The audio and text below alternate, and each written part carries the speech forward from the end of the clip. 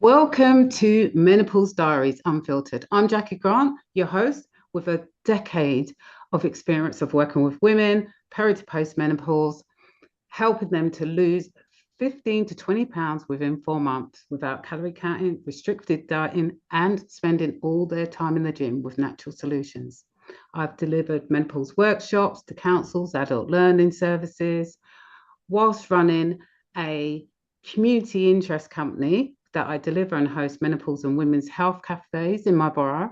And this is Menopause Diaries, the podcast where we get real about menopause, the weight, the mood, the sleepless nights, the wins, and the hard days, unfiltered, unscripted, and unapologetically honest.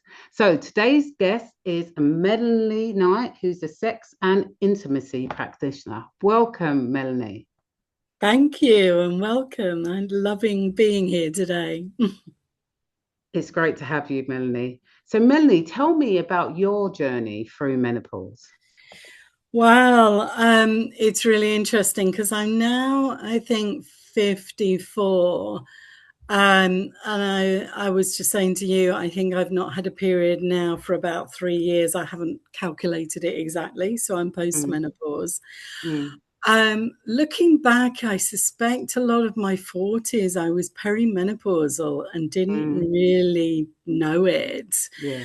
I think I did get tested at one point by the doctor, and it wasn't showing up as perimenopausal, so I never bothered again. Yeah. But when I look back, I was with a partner where we'd been struggling sexually, and actually was part of the reason I do what I do now, actually. We'd been together about 7 years, so a lot of my 40s I was with this partner. And we'd come together, and the first couple of years we were highly sexual, and I love that because I am highly sexual. But the sex dwindled throughout after a couple of years, and I got really frustrated. And I think some of it was perimenopausal, actually, looking back. I did the thing that I never thought I would do, the slamming doors, the shouting, the screaming. You've probably heard all this before. I just got so frustrated with my partner. I thought he was the one. We'd met in our 40s. We'd done work on ourselves. He was a coach. I was a coach. And I thought, right, this is it. We're going to work through this together. And actually what happened was I felt very alone. I felt my needs weren't being met. And looking back now, what I know about menopause is often a time of questioning, like what's your rest of your life about? And actually we got married. We got married 7 years into the relationship. Oh, wow. But I'd been really clear with him that I didn't want a relationship that had no intimacy, no sexual connection. To me, we were just like roommates. Yes. And he promised to work on it and never did. He put his head in the sand and always said, oh, we'll sort it out next week, next month. And the more he did that, the more I got frustrated. I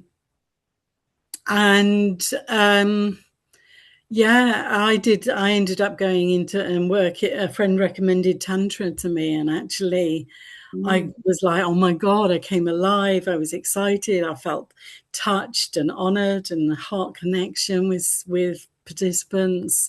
And I was like, oh my God, this is what I've been missing for.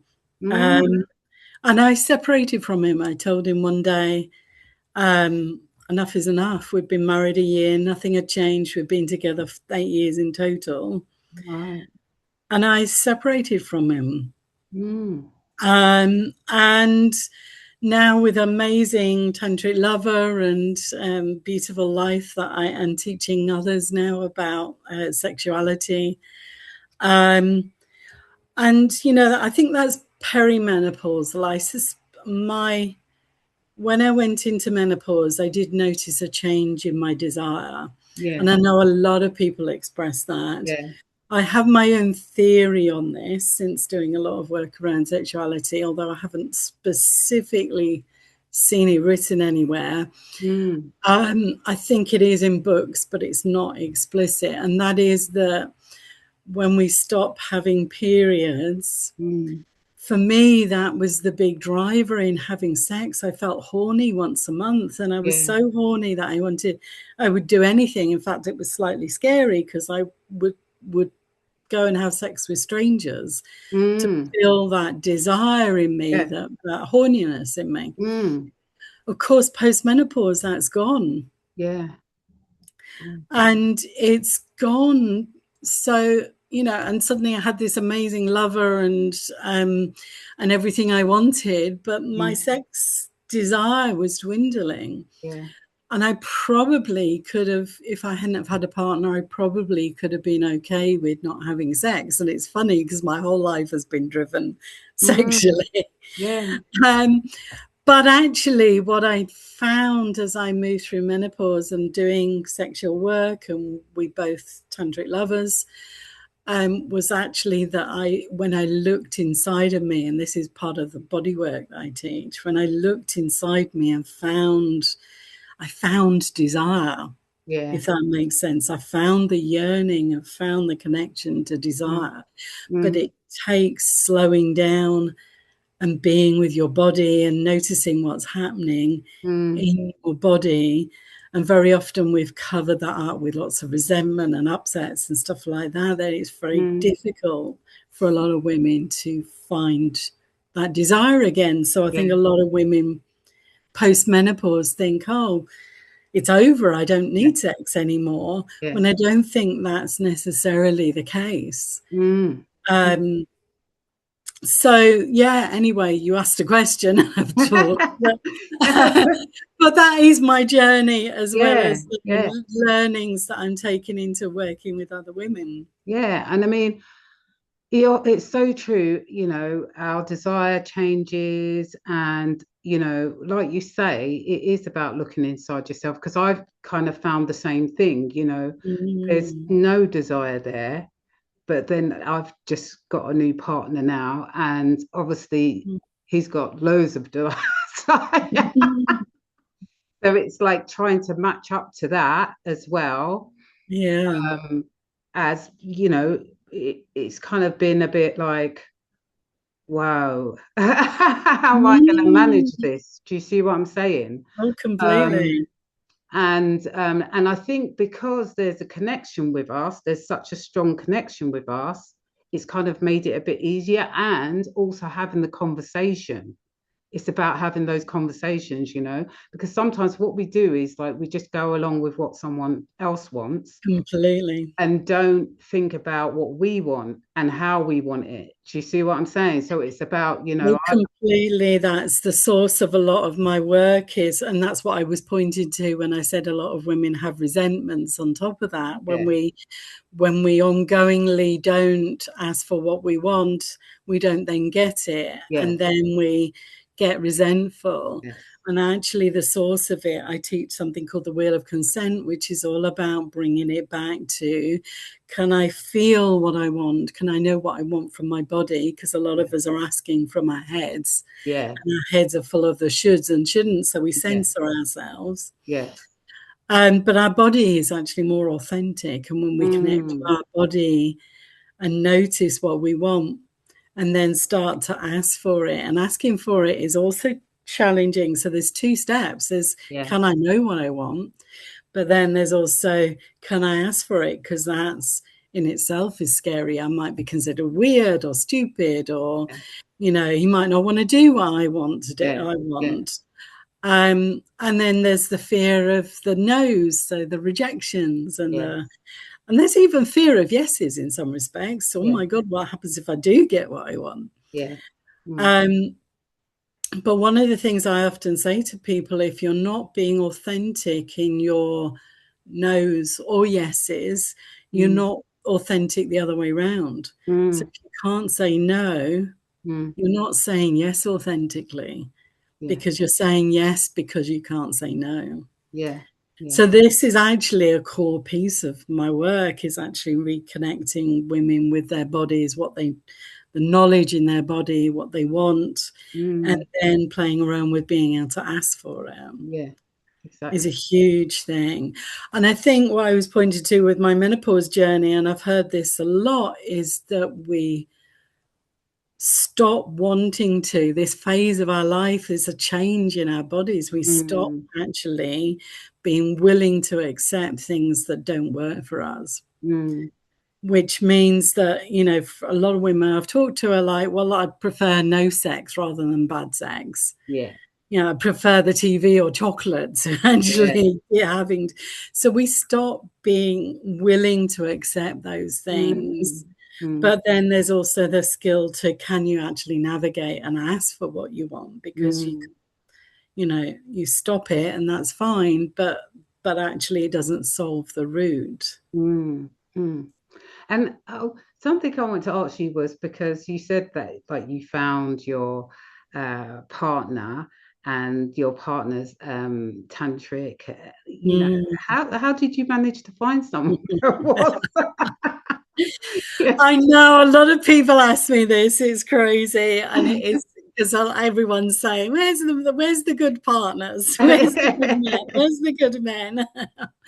I love men, so that wasn't a go at men particularly. But yeah, I think I was very lucky. I believe in the universe brought something, us two together. I mean, the realities were that I went on a dating site. But again, it's really interesting about dating sites. I think very often we're not authentic as we could be on a dating site. We don't necessarily ask for what we truly want because we accept what we think we can have. And so I was really clear. I wanted someone who was practicing Tantra. And I said BDSM, which is another thing that I'm into. But I was like, I'm really clear. It's really important for me now to have someone who can be connected to their heart, who can support and give to a woman as much as I give to him. It's not okay with me anymore to not have that relationship that doesn't honor both people in the relationship. Yeah. Oh, good. Okay, that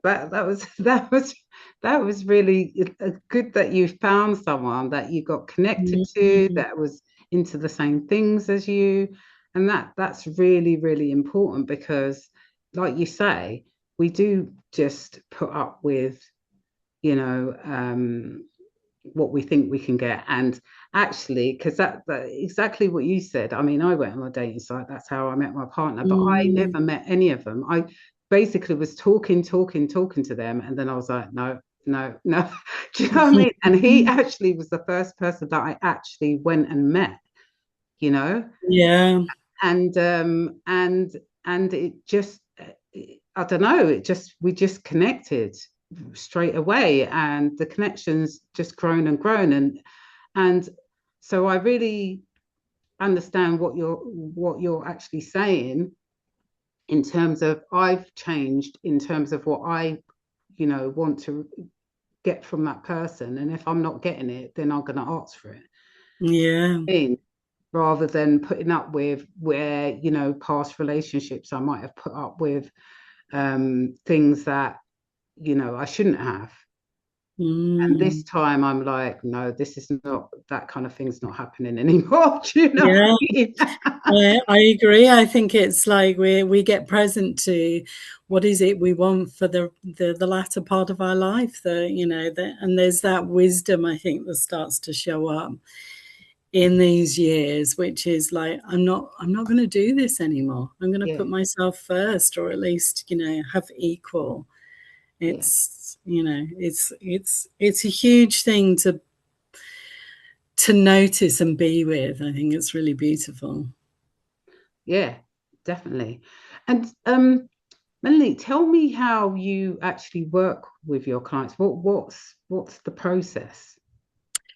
So I sort of touched on it a little bit there. I mean, it very much is client-led, but it's so someone might come to me with an issue, I work with men as well, so it could be, it could be that there's some problem. People often won't search me out unless there's a problem. So for men, it might be premature ejaculation or something like that. For women, it might be, especially menopause, it might be dry vagina, that sort of thing. I'm not enjoying sex anymore. And so it can be very much focused on, okay, that's the starting point. But very often, as I was touching on before, a lot of the issues, especially for women, because we've had to put up with so much, very often the starting point is consent-based. So it's actually really training women to be connected to their body, to notice what their body wants. You can feel and know in your body. Your body might tighten up or want to pull away from something. There are signals there that we're overriding a lot of the time. And so it's, a lot of that is non-sexual at all. It's not, it's actually really bringing us back to the wisdom that's already inside of us. And learning how to ask for what we want, being with yeses and nos and all those kinds of things. So that's very often the foundational piece, but there's also other areas that I focus on. So it might be educational. So a lot of women, don't know whether you're in this category, but a lot of women don't know our own vaginas. We don't know the different parts. We don't know what they do. We don't know what arousal necessarily feels like, what it looks like. So women, we should be having at least minimum 40 minutes foreplay. And a lot of women are going into penetrative sex really quickly. That can have the impact of tightening up, not enjoying it, not feeling it. So it could be educational pieces like that. It could be body issues. So I don't like my body, I don't like my vagina. So working with those kinds of issues as well. And why I call myself a practitioner is because as a sexological body worker, which you might not know the title, but that's my certification, is actually, there's a bodywork piece to it as well. And that might be we can often do that from the point of view of consent and asking for what we want. So very often we have not been touched in the way we really want to be touched. And human beings need touch. It's a fundamental need. But many of us are putting up with touch that we don't actually want. So the bodywork piece is actually having a practitioner like myself touch you in a way you want to be touched.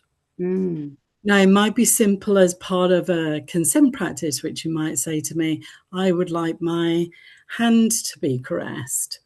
And we would do it in a way that really is slow and really focusing on what is it you actually want. Does that feel right? Is it the right pressure? Is it the right speed? And actually getting it so that it's actually the way your body needs it to be.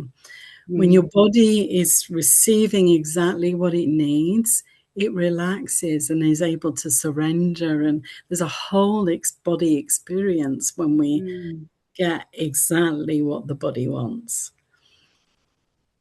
And that can also lead into touch around genitals as well, which again, poor men, and I love men to bits, as I said earlier, but nobody's ever taught men how to touch a woman. Not really. They learn from porn or just by trying it, and very often not successfully. And so having someone that you can work with and touch you in exactly the way you need to be touched is actually a learning thing. There is a pleasure aspect to everything I do, but actually the point is educational. It's an educational piece. It's not, you want a massage, you go to a massage partner. It's not that. It's actually learning to notice what my body likes, what my body feels like when I get the touch that I want. What does my body feel like when I'm aroused? Because very often we're not getting fully aroused in our lovemaking. So there's a whole piece around that. So, as I said, there's a whole spectrum, just from playing around with consent and boundaries to doing full-on sexuality work. That is amazing, Melanie. Thank you so much for being a guest today. Where can people find you, Melanie? So my website is conscious-sexuality.co.uk. It's also worth mentioning that in the next few days, I've got a free course coming out called Coming Home to Your Sensual Body. I think doing self-service video type courses can be not as terrifying is maybe not the right word, but it can be challenging to come and talk to someone like me about what's going on for you. So I think these are nice safe routes into exploring what this work's about and how it might make a difference to you. So that's a free 5-day course I'm about to launch.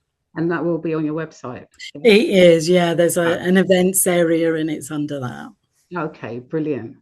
So thank you so much again for being a guest today. Thank you all for watching and listening. And if you have any questions for me or my guest, ask them in the comments, like or subscribe, and I'll see you on the next episode. Take care and bye.